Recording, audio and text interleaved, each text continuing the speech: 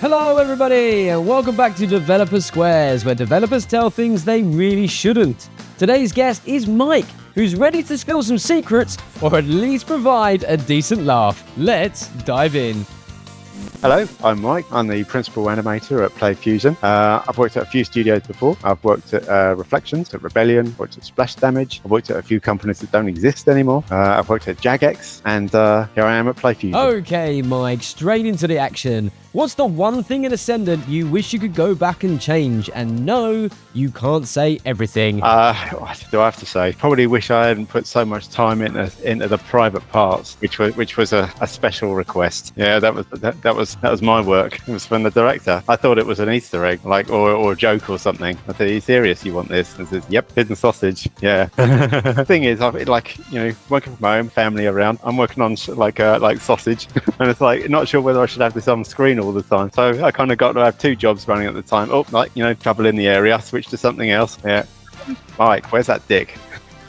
Ha ha ha! Don't joke about Mike, you loved it! On that note of things being stuck in your head, which 1980s music track would you allow to live rent-free? Because I think there has been a day where I was binging on Spin Me Around, and it was in between the one with the lyrics and the one without the lyrics. So it'd be, would I be allowed to switch it between lyrics and no lyrics? Is that allowed? You spin me around, you spin me round, spin me round. Crikey, Mike, don't ever give up your day job for us making animations, will you? On that note, if you could pick an 80s character to join into our game, who would it be and why? There used to be this program TVAM in the mornings, and every now and then they'd have this guy, Mr. Motivator. Yeah, and he's all muscle, but he's always showing off in front of like the middle-aged wife. He did, and I think one of them asked he got away with him pinching his bum, because I think one of them was curious, like what did it feel like, and he said, well, you can try, you can find out, and said, wow, it's rock solid. He lived for that moment, for someone to ask that question, I reckon. There's a pattern going on here, I think. If you had to give some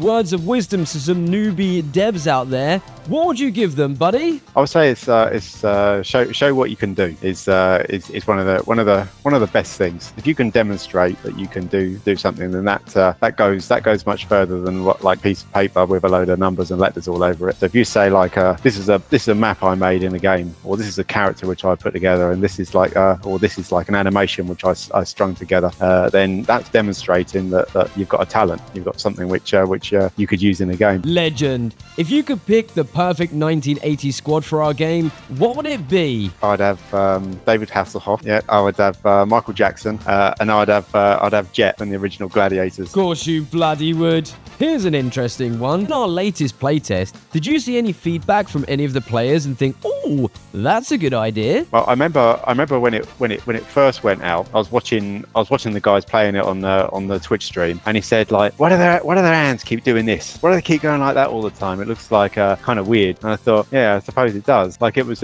like that, so that so you could definitely see, because we have to over exaggerate everything. If I reach for my emergency cup of tea here, I'm not just going to reach for it like that. I'm going to reach for it like this. So it's like the arcs, so it reads better. So everything was big. So rather than just have hands come out like this, they're up here. But I guess we got used to it, and someone just pointed that out, and I was sat there watching it, and I thought, well, that'd be an easy thing to change. And it kind of, I suppose, when you're about it, is a kind of like a bit odd. It's obstructing the view as well. That could be life or death situation, having your hands up here. Oh yeah, the drama's been reduced from a 9 to about maybe a 4 or 3 on the drama scale. You know what time it is? It's the bonus round! Please describe to everybody in their homes out there what Ascendant is in 10 seconds.